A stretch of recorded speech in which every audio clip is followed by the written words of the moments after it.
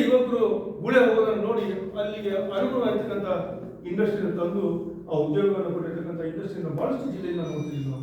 ಆಗ ಆರ್ಥಿಕ ಉದ್ಯೋಗ ಅವಕಾಶದ ಒಂದು ಇಂಡಸ್ಟ್ರಿ ಯಾವುದು ಬಂದಿದೆ.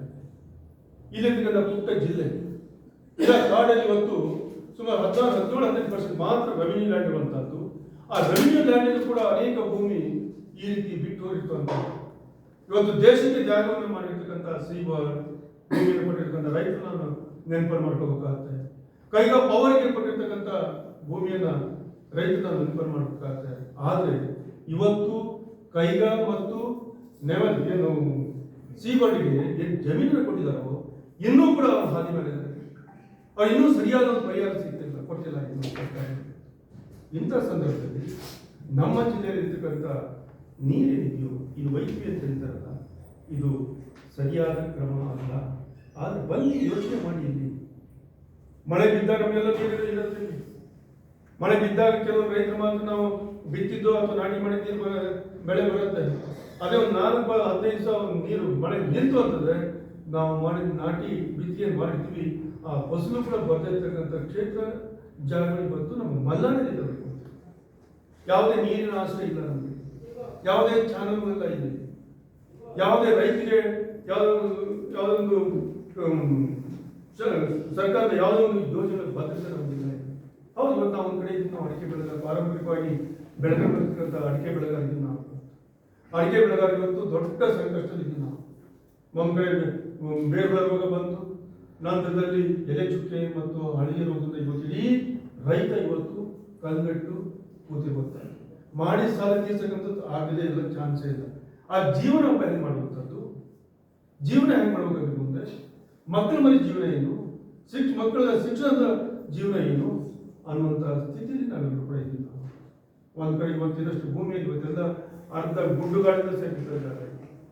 ಒಂದು ಕಡೆ ಎಲ್ಲೋ ರಸ್ತೆ ಬಂತು ಅಂದ್ರೆ ಒಂದು ಸ್ವಲ್ಪ ಜಾಗ ಫಾರೆಸ್ಟ್ ಮುಟ್ಬೇಕು ಅಂತಂದ್ರೆ ಇವತ್ತು ಅರಣ್ಯ ಇಲಾಖೆ ಹೇಗೆ ಮುಟ್ಕೊಡಲಿ ಅಂತ ಅವ್ರು ಹೇಳ್ತಾರೆ. ಹೀಗೆಲ್ಲ ಯಾವಾಗ ಈ ರೀತಿಯ ನೀರನ್ನು ಒಯ್ಯುವಂಥದ್ದನ್ನು ಮಾಡ್ತಾ ಇದ್ರಿ, ಇದು ಸರಿಯಾದ ನೀರು ಅಲ್ಲ. ಇದು ಆದರೆ ಬೊಮ್ಮಾಯಿ ಸಾಹೇಬರಿಗೆ ನಾನು ಹೇಳಕ್ಕೆ ಬಯಸ್ತೀನಿ, ನೀವು ಅಪಾರ ರಾಜಕಾರಣ ಜ್ಞಾನ ಇದ್ದಂಥವ್ರು, ಅಧಿಕಾರವನ್ನು ಮಾಡಿ ಈ ರಾಜ್ಯವನ್ನು ಆಡಿದಂಥವ್ರು, ಇವತ್ತು ಪಾರ್ಲಿಮೆಂಟಲ್ಲಿ ಕೂತಂಥವ್ರು. ನೀವು ಸ್ವಲ್ಪ ಯೋಚನೆಯನ್ನು ಮಾಡಿ. ಅಲ್ಲಿ ಅನೇಕ ಸ್ತ್ರೀಗಳ ಜೊತೆಲಿ ತಾವೇನು ಮಾಡ್ತಾ ಇದ್ರಿ, ಅನೇಕ ಸ್ತ್ರೀಗಳ ಜೊತೆ ನೀವು ಸಭೆ ಸಭಾಗಳನ್ನು ಮಾಡಿ ಅಲ್ಲಿಗೆ ರೈತರಿಗೆ ನೀರು ಕೊಡ್ತೀವಿ ಅಂತ ಅಲ್ಲಿ ರೈತರ ಹತ್ರ ಚಪ್ಪಾಳೆಯನ್ನು ಹಚ್ಚುವಾಗ ಖುಷಿಯಿಂದ ಚಪ್ಪಾಳೆ ಹಾಕ್ತಾರೆ. ಆಗ ಇಲ್ಲಿಯ ಸಂಕಷ್ಟದ ರೈತರ ಬಗ್ಗೆ ನೀವು ಸ್ವಲ್ಪ ಎಚ್ಚೆತ್ತುಕೊಂಡಿಲ್ಲ ಅಂತಂದ್ರೆ, ಅದೇ ನೀವು ಮುಖ್ಯಮಂತ್ರಿ ಇದ್ದಾಗ ಈ ಜಿಲ್ಲೆ ಬಗ್ಗೆ ಸ್ವಲ್ಪ ಆದ್ರೂ ನೀವು ಯೋಚನೆ ಮಾಡಿದ್ರ, ಅಧಿಕಾರದ ಬಗ್ಗೆ ಯೋಚನೆ ಮಾಡಿದ್ರ. ನಾವು ಉದಾಹರಣೆ ಹೇಳಿ ಕೆಲವೊಂದು ಯೋಜನೆಗಳು ಬಂದಿದ್ದಾವೆ ಅಂತಂದು. ಈಗ ದಾಂಡೇಲಿ ಭಾಗಕ್ಕೆ ಹೋಗಿ ನೋಡೋಣ, ಎಷ್ಟು ಅಲ್ಲಿ ಪ್ರಾಜೆಕ್ಟ್ಗಳಾಗಿರಲಿ, ಎಷ್ಟು ಡ್ಯಾಮ್ಗಳಾಗಿರಲಿ. ಅದೇ ಒಂದು 15 ದಿವಸ ನೀರು ಹೋಗಿ ಮಳೆ ಬಂದಾಯ್ತಂದ್ರೆ ಡ್ಯಾಮ್ಗಳಿಗೆ ನೀರು ಪ್ರಾಜೆಕ್ಟ್ಗೆ ಹೋಗುತ್ತೆ. ರೈತರಿಗೆ, ಜನಸಾಮಾನ್ಯರಿಗೆ, ಕೂಲಿಕಾರರಿಗೆ ಇವತ್ತು ನೀರು ಕುಡಿಯೋಕ್ಕೂ ಕಷ್ಟ ಆಗ್ತಕ್ಕಂಥ ಸಂದರ್ಭದಲ್ಲಿ ಇಂಥ ಯೋಜನೆಯನ್ನು ತಂದಿರುವಂಥದ್ದು ಸರಿಯಲ್ಲ. ಈ ರೀತಿಯ ನಿಮ್ಮ ಓಡೋಡಿಯಲ್ಲಿ ನಿಮ್ಮ ಜನಗಳನ್ನು ತೃಪ್ತಿಪಡಿಸೋದಕ್ಕೆ ನೀವು ಇನ್ನೊಬ್ಬರ ನೋವಿನಲ್ಲಿ ತಾವು ಸಭೆ ಸಮಾರಂಭಗಳನ್ನು ಮಾಡಿ ನೀವು ಏನು ಮೂಜಂತೀರೋ ಮಜಾ ಮಾಡ್ತೀರಿ ಅಂತೀರೋ ಏನು ನಮ್ಗೆ ಗೊತ್ತಿಲ್ಲ. ಆ ರೀತಿ ಸಭೆಗಳಲ್ಲಿ ಮಾಡಿ ಹೇಳ್ತಿರಲ್ಲ. ಅಂದರೆ ನಿಮ್ಗೇನು ಇವತ್ತು ಕೇಂದ್ರ ಇವತ್ತು ತದಾಸ್ತು ಮಾಡಿದೆ, ಕೊಟ್ಟಿದೆ, ಕೊಟ್ಟಿದೆ ಅನ್ನೋದು ಮಾತನ್ನ ನಮ್ಮ ಬೊಮ್ಮಾಯಿ ಸಾಹೇಬರು ಹೇಳ್ತಾರೆ. ಏನಿಲ್ಲ, ರಾಜ್ಯ ಸರ್ಕಾರ ಅದನ್ನ ಏನು ಅಂತ ಹೇಳ್ತಾರಲ್ಲ, ಕಾರ್ಪೊರೇಟ್ ಕೆಲಸ ಮಾಡ್ಕೋಲ್ಲ. ಸರ್ವೆ ಮಾಡೋದು ಮತ್ತೊಂದು ಮಾಡಬೇಕಲ್ಲ. ಈ ಥರ ಮಾಡಿದರೆ ನಮ್ಮ ಜಿಲ್ಲೆ ಸ್ಥಿತಿ ಇದು ಆಗಬಾರ್ದು.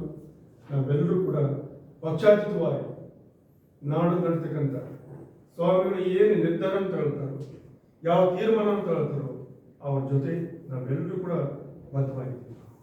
ಇದರಲ್ಲಿ ಯಾವುದೇ ಸಂಶಯ ಇಲ್ಲ, ಯಾವುದೇ ಮುಲಾಜಿಲ್ಲ, ಯಾವುದೇ ರೀತಿಯ ಏನಂತಾರದು ಸಣ್ಣ ಪುಟ್ಟ ಏನೋ ಗುಸು ಅನ್ನೋಂಥದ್ದು ಯಾವ ಇಲ್ಲ.